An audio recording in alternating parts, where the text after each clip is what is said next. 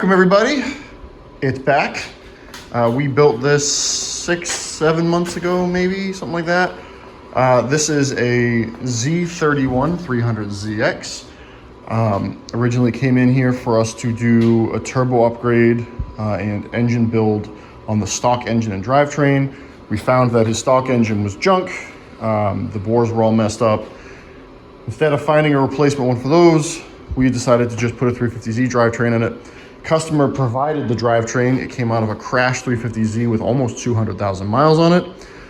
This turbo was originally intended for the 3-liter engine. It's a little too small. We put it on here, made 400 horsepower on ethanol, and then customers been beating the crap out of it. Well, it had low compression on one of the cylinders when we started, and we knew this was a 200,000 mile engine, so we didn't expect it to last very long, and now it's dead. It's got absolutely zero compression in this cylinder, and it's missing quite a bit of compression from the rest. It lived its life on the chip since it left. So why is it back? Well, we're gonna actually build it up this time. The first time around was to get it put together and test everything, make sure everything was gonna work, we weren't gonna have any issues, and it's been driving great. So now it's time to actually put some power into this thing. So I'm gonna go over what we're gonna be doing, go over some of the parts that we already have here, a lot of stuff we still have coming in, and then I'll tell you what our goals are for this. All right, so here's our table of goodies, and not table. To start, we have here a freshly built VQ35 bottom end. We went with a slightly lower compression piston, H-beam rod. This bottom end will handle 600-700 horsepower, no problem. We do have block guards coming from SuperTech. They just are not here yet. We have a engine rebuild kit with a HR oil pump so we can rev this thing out a little bit more. ARP head studs, because yes, they're better than the factory stuff. These are the L19s. This is just a gasket kit from Z1. OEM parts, all from Z1. Kinetic head gaskets, and some Tomei boost cams. Secret sauce right there, very important.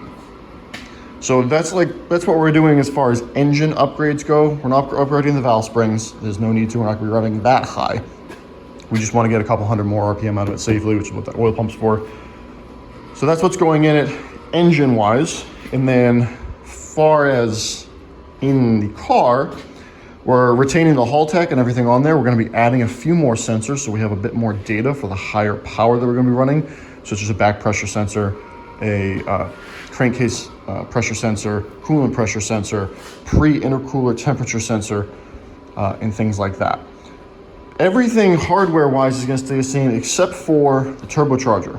We're swapping out this Precision 5431 for Precision Next Gen 5658, which is rated to 770 crank horsepower.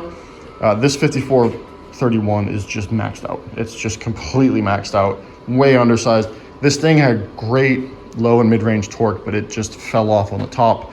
And this guy runs his engine high, so we need some of that power up top without losing some of that drivability. So the new turbo is about the same size as this one, but is designed to flow better for this engine size. It's the newest generation turbo. It's ball bearing, the housings are better designed. This is just their cheap and dirty entry-level turbocharger.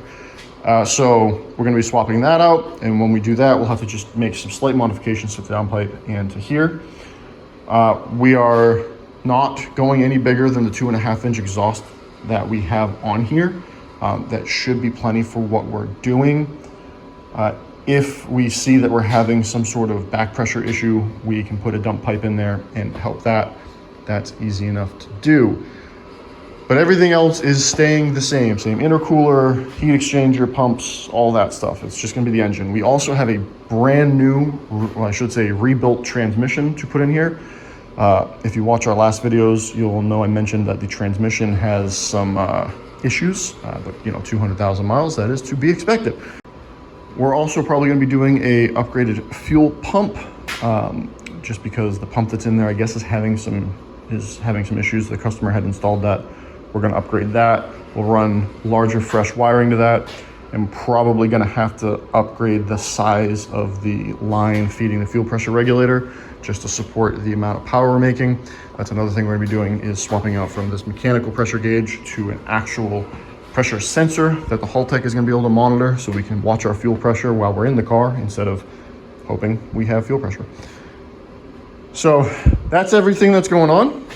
This is just a really quick video overview of what is going to be happening. First thing we're going to do is rip this old engine and drivetrain out. Once we get all that out, we're going to start putting together this new engine, because the SuperTech block guards should be here in the next day or two, which is the last thing we're waiting on to start putting this engine together.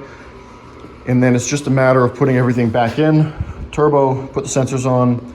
He does have us doing some interior wiring stuff, such as doing a different system for running the windows and his HVAC and things like that, but we'll get to that when we get to it. That's gonna be the last thing we do. We need to get it up and running first. So yeah, this is gonna be pretty exciting. This is gonna be a lot of fun. This thing is a hoot at 400 horsepower. So 600 or 700 horsepower, this thing is gonna be absolutely hilarious. Like and subscribe.